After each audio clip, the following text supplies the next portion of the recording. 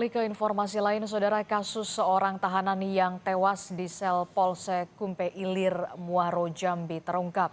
Dari hasil otopsi, korban diketahui tewas akibat tindak kekerasan hingga mengalami pendarahan di kepala bagian belakang. Awalnya, saudara, keluarga korban ini merasa curiga karena terdapat bekas luka lebam pada tubuh jenazah.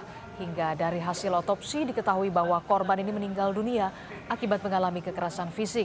Kabid Humas Polda Jambi Kombes Mulia Priyanto menyebut dua oknum polisi yakni Bribka YS dan Brigadir FW yang diduga melakukan tindak kekerasan terhadap korban telah ditetapkan sebagai tersangka. Pihak keluarga korban melalui kuasa hukumnya berharap pelaku mendapatkan hukuman yang setimpal. Kedua orang oknum tersebut, ya, yang pertama kita akan proses secara kode etik. Kode etik tadi disampaikan oleh Pak Direskrimum. Sekarang mereka ditahan terkait dengan kode etik, ya, ditahan oleh Bid Propam Polda Jambi. Ya, kedua sudah ditetapkan sebagai tersangka juga, itu terkait dengan tindak pidana umumnya. Kita melihat fakta-fakta berdasarkan hasil otopsi benar terjadinya adanya kekerasan. Nah, harapan kita terhadap itu segera diproses, kemudian terhadap etik ya segera ditindaklanjut, mungkin bahasa lainnya seperti yang kita pahami dipecat lah ya. Karena memang daripada jadi masalah ke depan dan merugikan masyarakat, maka segera untuk ditindaklanjuti.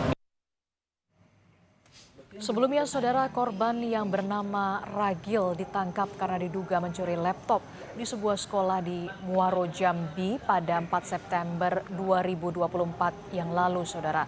Namun pada hari yang sama, korban ditemukan tewas di dalam sel tahanan Polsek Kumpe Ilir. Dua oknum polisi yang diduga melakukan tindak kekerasan terhadap korban hingga tewas kemudian menggantung korban agar seolah-olah korban tewas karena bunuh diri.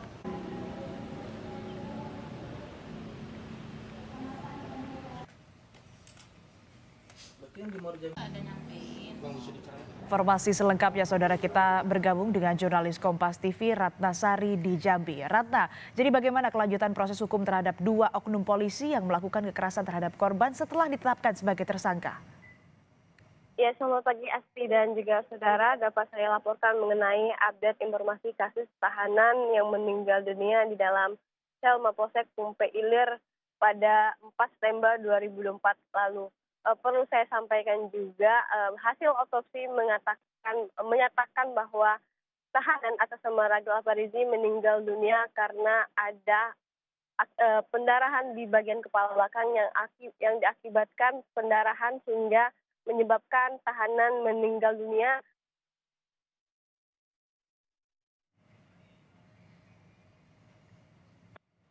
Anggota oknum kepolisian. Sebelumnya juga bisa saya sampaikan bahwa pada 4 September 2024 lalu Jambi dihebohkan dengan kasus seorang tahanan meninggal dunia di dalam sel Mapolsek Kumpe Ilir. Kejadian ini terjadi pada 4 September 2024 lalu pada Rabu malam.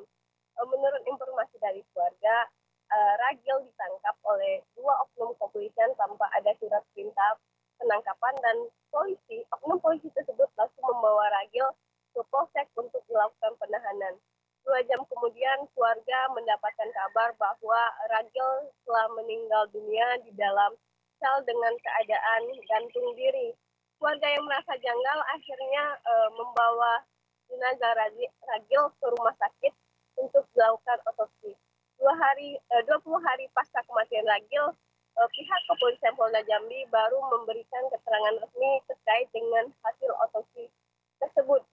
Kabid Humas Polda Jambi mengatakan bahwa berdasarkan hasil otopsi, Ragil meninggal dunia bukan karena bunuh diri, melainkan akibat pendarahan di bagian kepala belakang. Hal itu diduga akibat kekerasan yang dilakukan oleh dua oknum anggota polisi yang saat itu menangkap korban.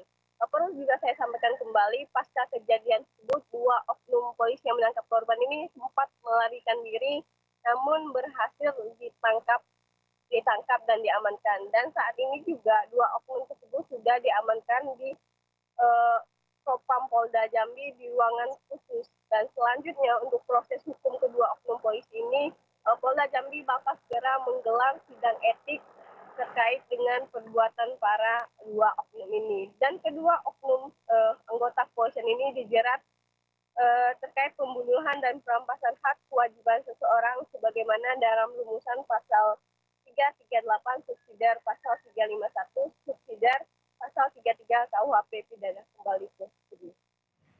Baik, terima kasih laporan Anda jurnalis Kompas TV Ratnasari langsung dari Jambi. Selamat bertugas kembali.